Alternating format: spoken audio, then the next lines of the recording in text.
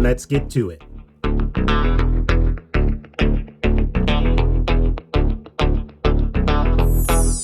Have you ever done something nice for someone and then wondered to yourself, did I help them for me too? This is a common question that just shows how our minds work. You see, we all have biases, ways of thinking that can affect how we respond or react to other people, and it can even happen without us noticing. So I was in a recent conversation where folks were talking about wanting people to get along and just wanting to do the right thing for other people and wanting other people to do the right thing for others. Now, there's an inherent altruistic approach to something like that.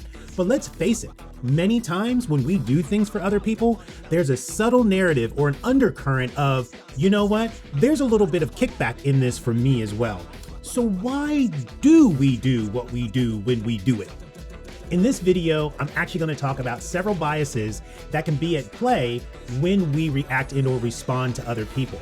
It is the real reason why we do certain things. There's typically not just one bias playing out when we come in contact with either something we agree or disagree with. And just as a gentle reminder, remember, biases can be both good and bad. The good ones, keep doing them. Make sure you keep them balanced. The bad ones, well, when we say bad, what we really mean is that it probably rubs other people the wrong way, but it can also rub you the wrong way. You might leave a conversation, an engagement, an interaction with someone that leaves you feeling kind of off. And I want to help you deal with that or mitigate that feeling to the point where you're able to just recover and move on. So this first bias that can be at play in situations like that is called self-serving bias. And I'm just gonna go over it briefly. I'll probably do a totally separate video on nothing but self-serving bias. But for right now, let's talk about how it can be at play when engaging in, let's call it our frame of reference, a good activity. This bias happens when we do something good, but then give ourselves most of the credit. It's like thinking, well, I helped, so I must be a good person. We focus on the part of our action that makes us feel or look good. Now, I've gone over this next bias that can be at play when we do something good as well. It's called confirmation bias. There's already a video on this one, but just so that we keep everything within its context, let's go ahead and define it one more time just as a reminder. Confirmation bias is basically when we look for indicators that confirm what we already believe. If I think I'm a generous person, I will look back on a situation that confirms how generous I am. I fed the unsheltered. I took in a colleague that needed support for 30 days. I have a tendency to ignore the times that I blew it. Now, this next bias is really wrapped up in the WIFM, WIFM, what's in it for me? There are multiple biases rolled up into this one action or one mindset when I go into a situation and I'm wondering, what's in it for me? I'm just gonna list these biases because I'll define them later in separate videos. So WIFM has wrapped up in it self-serving bias, egocentric bias, availability heuristic. I did a video on that one. Loss aversion, overconfidence bias. And here's one for you, fundamental attribution error. Say that fast 3 times. So having a WIFM approach will actually cause you to do a couple of things that you need to be aware of. This particular bias is kind of like your inner voice that asks, what do I get out of this? Even if we help for good reasons, deep down, we might actually like the praise and or warm feelings that we get.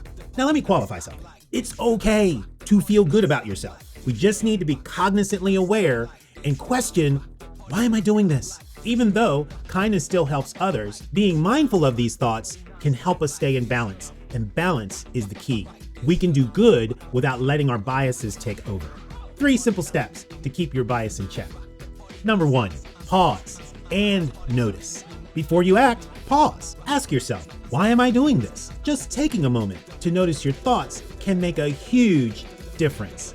Number 2, check your motives. Think about the real person you want to help. Is it to be genuinely kind or also feel good and to get attention? By the way, it's normal to have mixed motives, but being honest about them helps you stay balanced. Let me say that again. But being honest about them helps you stay balanced. Number 3, reflect afterward.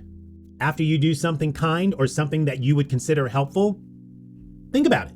Think about how you feel. Think about why you did what you did. Reflect on it. It's almost spiritual. It's an act of meditation.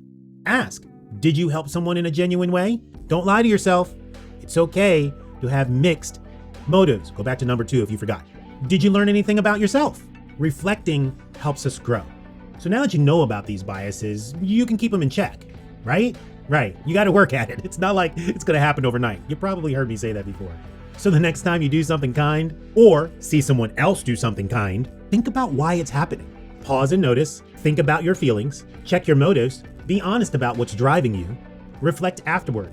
Look back on how you felt and what you learned. Look, when we notice our biases, we can do good in the world with a clearer heart and mind. By taking these simple steps, we are ensuring that our kindness is pure and helpful. Well, at least pure and helpful as possible. Remember, it's okay to feel good about being kind. Just make sure you understand your reasons so you can keep giving in a healthy and balanced way. You got this. Like, follow, share for more. See you next week for Bias Break.